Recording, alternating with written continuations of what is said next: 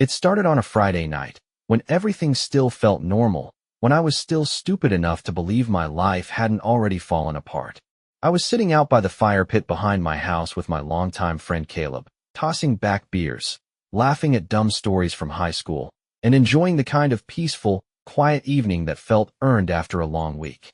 The flames cracked and hissed, giving off that earthy scent that settles something inside you. It should have been a perfect night. And then he said something that changed everything. He pulled out his phone and said, "Dude, have you seen what Melissa's posting lately? She's going full influencer." I glanced at him, puzzled. Melissa was my wife, and sure, she liked social media more than I did, but she wasn't one of those girls constantly glued to the phone. Caleb scrolled for a second, then handed me his phone. It was an Instagram profile I'd never seen before. Not the one she showed me, the one linked to her actual name. This one was different. Different username, different vibe, different version of her life. She was wearing clothes I'd never seen before, at places I'd never been to with her, drinking with people I didn't recognize. And there was one photo, one specific photo, that drilled a hole through my chest. She was sitting at a rooftop bar in a short red dress, holding a wine glass, with a man's hand clearly resting on her knee. The face was cropped out, but the body language was unmistakable. That wasn't a casual night out. That was intimacy. That was possession. I didn't say anything for a while. Caleb kept talking about something else, maybe sensing he'd stirred something he didn't mean to. I nodded at the right times, tried to pretend I wasn't dying inside. When he left, I sat there by the fire long after the flames burned down, staring into the ashes like they might show me something that made sense. But there was nothing but smoke, the kind that stings your eyes and sits heavy in your chest. I went inside eventually, and she was already asleep, curled up in bed like she didn't have a care in the world. I looked at her face in the dim light, soft and still, and wondered how many nights she'd laid beside me after being with someone else. The next morning, I didn't confront her. She made coffee like usual, scrolling on her phone while I watched her.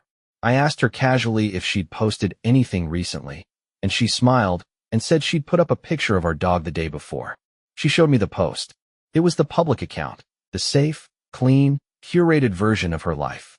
But now I knew better. Now I knew there was another world where I didn't exist, and I needed to see all of it. I waited until she left for a work brunch the next day, then got into her laptop. The password was still our wedding date, one of those bitter little details that would stick with me forever. It didn't take long to find the evidence. She hadn't even bothered to log out of the secret Instagram account.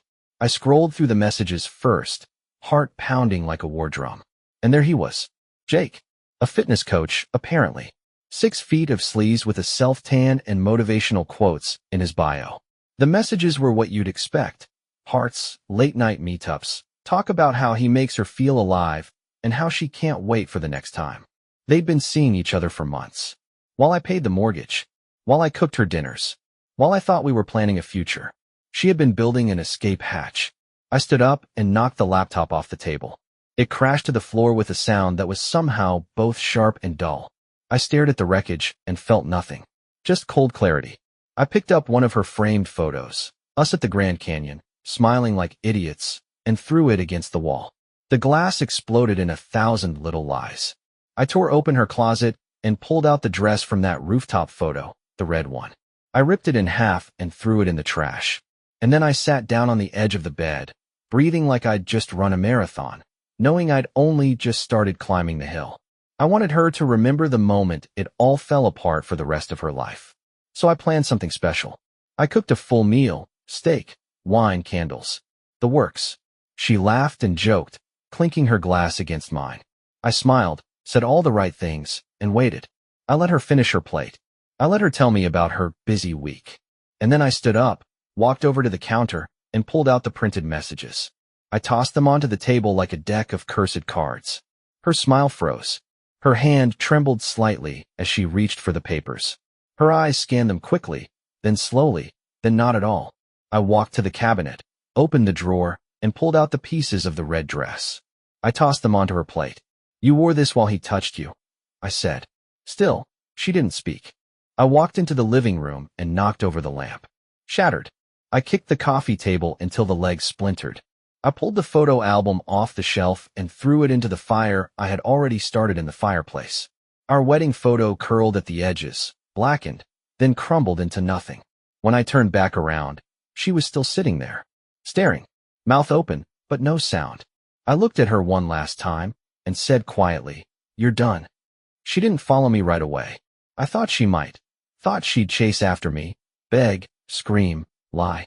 But she just sat there at the table, stunned into silence, surrounded by the wreckage of what used to be our life. The flickering fire in the fireplace behind her cast shadows across her face, making her look like a stranger. Maybe she always had been. I walked outside, into the night air, heart pounding but cold inside. She came outside eventually, stepping out slowly like she was afraid I might break something else, or maybe someone. She had the dress pieces in her hand, clutched like a child's broken toy.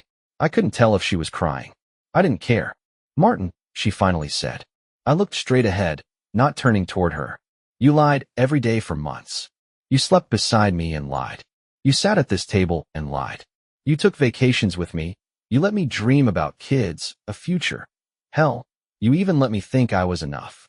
I paused. "But it was always him, wasn't it?" She shook her head, or maybe nodded. I didn't care which. "I didn't plan it," she said quietly. "It just happened.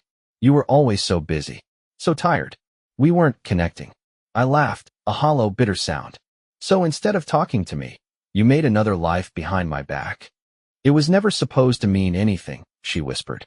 "Then why the second Instagram account?" I snapped, turning now, voice rising. "Why the pictures, the messages, the weekends? Why lie unless it did mean something?" She didn't answer. She couldn't. I stood up. "You're leaving tomorrow. I want you out. All of your things packed. I'll be at a hotel.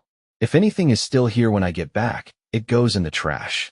"You're throwing everything away?" she asked, eyes wide, breaking now. "No," I said. "You already did." I walked past her and drove to the hotel. I didn't sleep. I came home 3 days later. The house was empty. Her clothes, her perfume, the trinkets she littered the bathroom counter with, all gone. But she'd left a note. It said, "I'm sorry. I never meant to hurt you. I wish we could go back." I burned it without reading the rest. For weeks, I lived in that space like a ghost. The silence screamed louder than anything. I went to work, came home, ate in front of the TV without tasting a thing. I didn't see friends. I didn't call anyone. But every now and then, late at night, I'd open my phone and check that fake Instagram account. She hadn't posted in days.